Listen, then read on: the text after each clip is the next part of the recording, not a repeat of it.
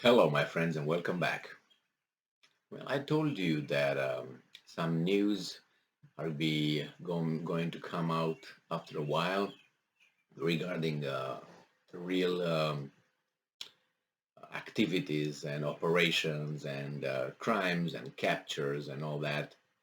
Well, I have an article here, and it's very curious why this article is just issued today when the incident they report was occurred uh, almost a month ago.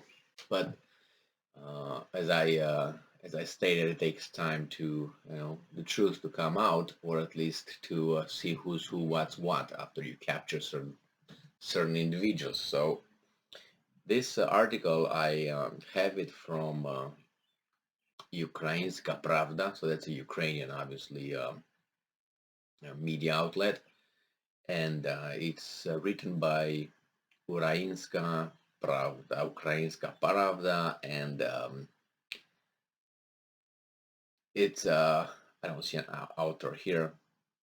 It's just from Sunday, 8th of May, 2022, and this is its title. Russian media claim Ukrainian Marine commander in captivity after leaving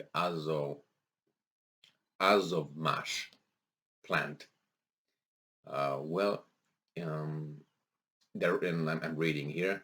The Russian state-owned news outlet RIA Novosti says that Volodymyr Baranyuk, commander of the 36th Brigade of Ukrainian Marines, and Dmytro Kormiakov, chief of staff, were captured while leaving the Azovmash heavy equipment manufacturing plant in Mariupol in April and have made statements. So this is another plant in the same area with Azovstal, but it says that this plant is northwest of Azovstal. And I'm not familiar if this is the same kind of plant, but a little bit north, or just a separate plant. And I'm reading some details here. According to Novosti, the Russian media, um, the top commander staff of the 36th Brigade of the Ukraine Marines, brigade commander and hero of Ukraine, Colonel Volodymyr Baranyuk, and chief of staff Colonel Dmytro Kormiankov, were captured after trying to leave the Azovmash plant northwest of Azovstal, and have already made statements about the circumstances of their capture and their conduct of hostilities in Mariupol. Well, you know how those statements are uh, provided in this kind of circumstances, right?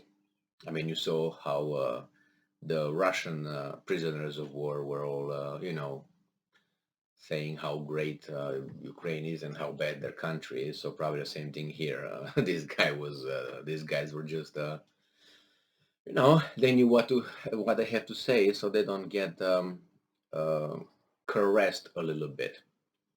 And now these guys here at the Russian newspaper says that the fact of Baranyuk capture was confirmed by Ukrainska Pravda sources from among the Ukrainian defense in Mariupol. Um, so he was one of the guys in Mariupol.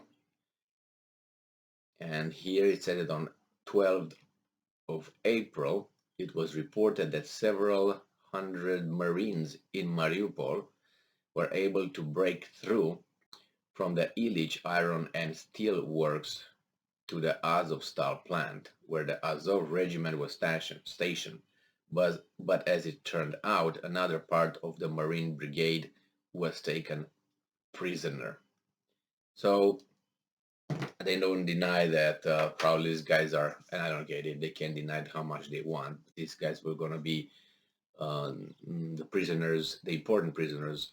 I know that they will be shown on the TV when time comes.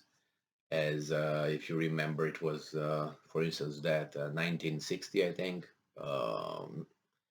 shut down of a plane, American plane. I think it was a U-2. Anyway, it was a high altitude flight, spy plane, and the Russians were incapable at that time. Prior to that, they were incapable of shooting them down, and they told the Americans that they should stop continuing their surveillance and over the USSR. The Americans knew that the Russians did not have the capability of shooting down their planes, but the Russians, in the meantime, what they did, they had a new interceptor plane that was capable of flying to a certain altitude, close enough to use its rocket and shot it down. So they flew up, and then they had shot it down from a certain distance. They couldn't go at a certain altitude, but they got to an altitude high enough so they can shoot the plane. And the pilot uh, ejected. He was not, and then he was captured. The American pilot, and then it was that meeting that was supposed to occur between another meeting actually between uh, Nikita Khrushchev, and John Kennedy. Yeah, that one who was anyway, and the Russians, claim they have this guy, and they have the Americans are still using those planes, and the Americans denied, no, we don't do this kind of flights, we don't do this, and the Russians, Soviet Union presented this guy, this pilot, on live TV, talking about his mission and all that, and then the whole meeting in, I think it was supposed to be another Vienna meeting between the two, Khrushchev and Kennedy, got cancelled, and the things froze up from then. Not that they were warm, but they were a little bit better than prior to that.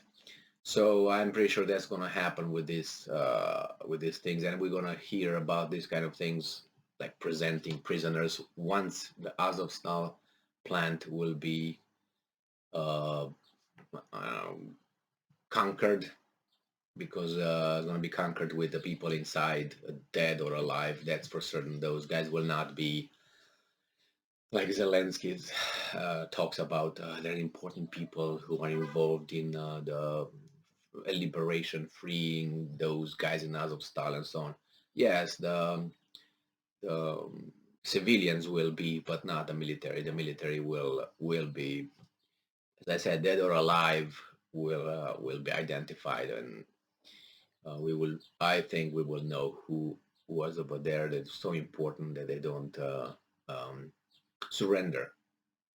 Some people can say that maybe it's a patriotism. That would be a very heroic view on the thing. Other people say that's stupid.